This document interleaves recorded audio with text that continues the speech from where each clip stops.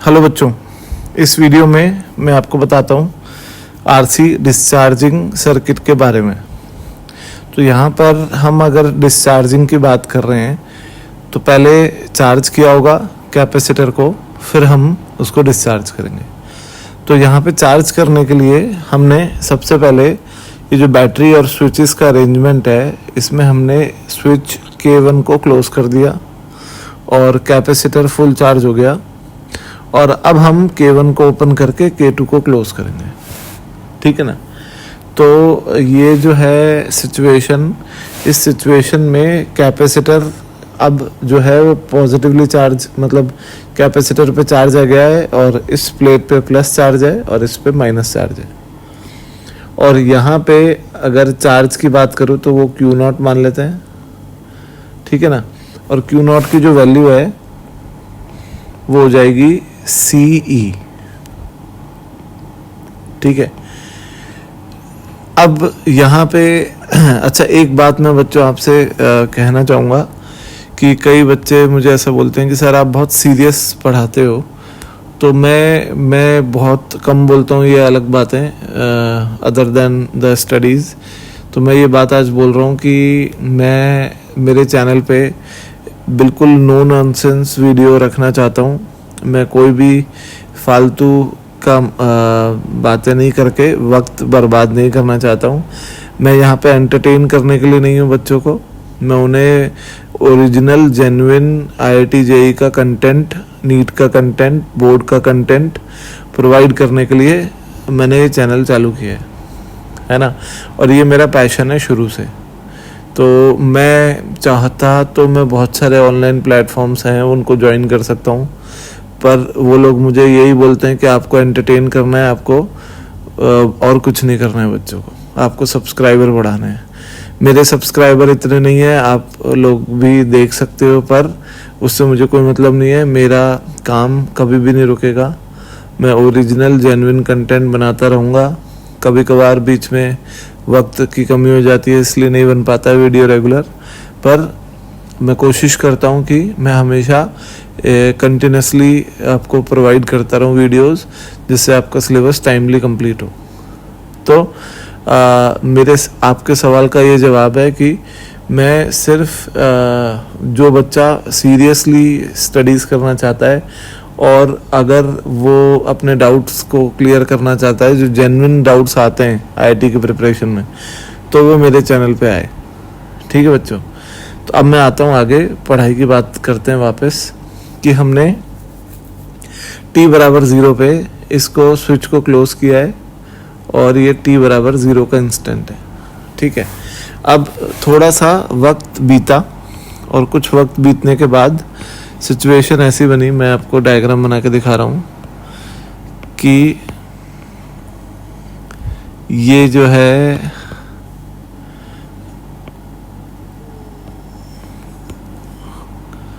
ये हो गया कैपेसिटर, और ये कैपेसिटर पे जो चार्ज अब बचा है वो कुछ Q बचा है जो कि उससे कम है, Q0 से कम है, क्योंकि डिस्चार्जिंग हो रही है, ठीक है।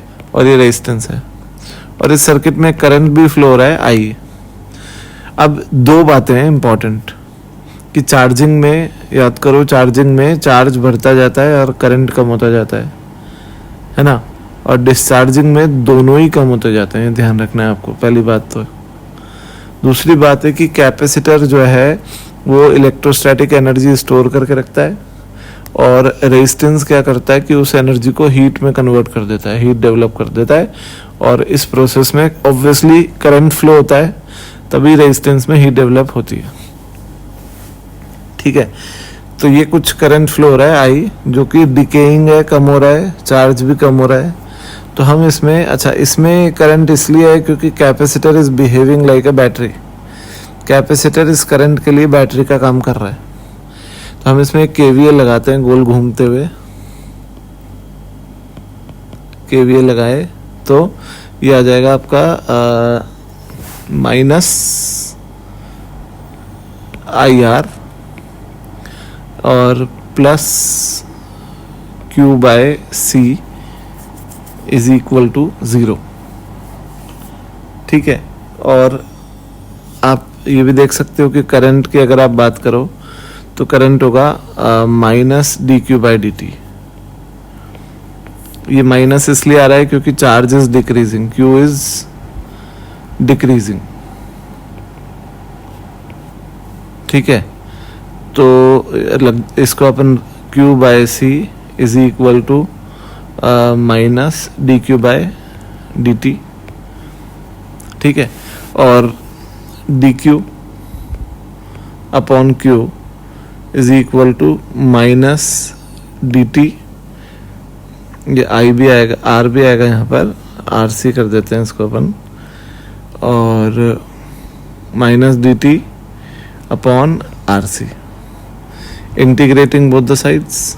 तो अगर दोनों साइड को इंटीग्रेट करेंगे तो लिमिट लगाते हैं क्यू नॉट से क्यू चार्ज की और टाइम की 0 से टी, तो ये हो जाएगा L N Q by Q not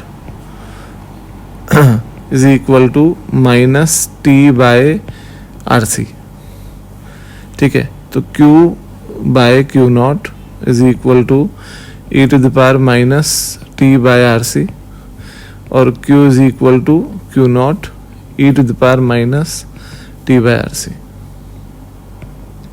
ठीक है। अब ये तो आ गया चार्ज, और आप देख सकते हो कि जैसे जैसे टाइम बढ़ेगा चार्ज कम होता जाएगा क्योंकि एक्सपोनेंशियल की पावर नेगेटिव है। अब अगर करंट की बात करूं आई, तो आई होता है minus D Q by D T. तो अगर आई को अपन निकालेंगे तो आएगा माइनस क्यू नॉट इंटू, अब जो डिफ्रेंशिएट करूंगा तो माइनस 1 बाय आर सी नीचे आ जाएगा और ई की पावर में बचेगा minus T by R C, ठीक है। तो आई आ जाएगा Q nought by R C E to the power minus T by R C, और ये जो चीज़ है ये हो जाएगा आई नॉट। और पीक करंट तब होगा, मैक्सिमम करंट तब होगा जब टी बराबर 0 होगा, क्योंकि तब अगर कैपेसिटर एक बैटरी की तरह बिहेव कर रहा है तो उस बैटरी का स्ट्रेंथ सबसे हाईएस्ट इनिशियली है, ठीक है ना। तो I naught, I is equal to आ जाएगा I naught E to the power minus T by R C, ठीक है। तो ये जो है ये आ गया आपका करंट, और ये जो करंट आया है ये भी डिकेइंग है और चार्ज भी डिकेइंग है, आप दोनों देख सकते हो। तो यहाँ पे अगर हम ग्राफ प्लॉट करें इनका,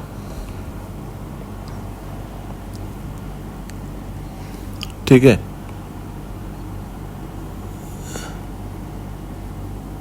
ये ग्राफ प्लॉट कर रहे हैं हम।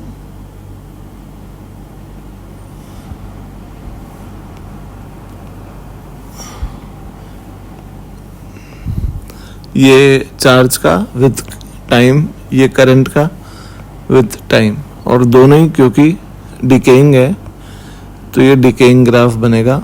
इसका जो ये मार्क है ये होगा क्यू नॉट, और ये भी क्यू नॉट है,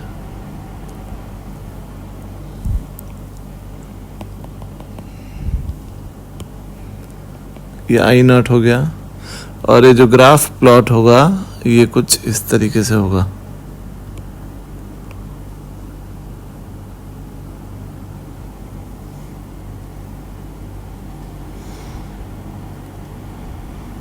ठीक है, इन्फिनिटी तक जाएगा, पैरेलल हो जाएगा, ठीक है।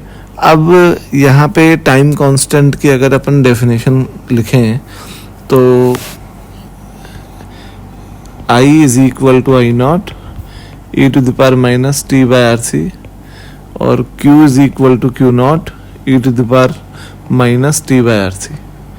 तो at T is equal to tau, और टाउ क्या है, टाइम कांस्टेंट आर सी। तो I जो है वो रह जाएगा आई नॉट बाय ई, और Q रह जाएगा क्यू नॉट बाय ई। और जैसा हम पहले भी डिस्कस कर चुके हैं कि 1 बाई ई होता है 0.368, तो आई रह जाएगा 36.8% ऑफ आई नॉट, और क्यू रह जाएगा 36.8 8% of Q naught, which means कि time constant in discharging RC circuit is the time in which the charge and current remains to 36.8% of their peak value. ठीक है ना, respective peak values. ये यहाँ पर टाइम कांस्टेंट की definition है. और मैं फिर से यहाँ पे बोल दूँ कि रेट ऑफ डिस्चार्जिंग का रेट, कि कौन कितना जल्दी डिस्चार्ज हो रहा है, वो उनके टाइम कांस्टेंट के इन्वर्सली प्रोपोर्शनल होगा. यानी जिसका टाइम कांस्टेंट कम है वो जल्दी से अपनी 36.8% की वैल्यू तक आ गया है गिरते हुए, और जिसका टाइम कांस्टेंट ज़्यादा है वो धीरे धीरे आ रहा है. तो rate of discharging is inversely proportional to time constant tau. Time constant. ठीक है बच्चों, तो ये जो है ये था आरसी डिस्चार्जिंग सर्किट. और यहाँ पर अगर हम एक चीज़ और डिस्कस कर लें कि जो हीट लॉस होगा,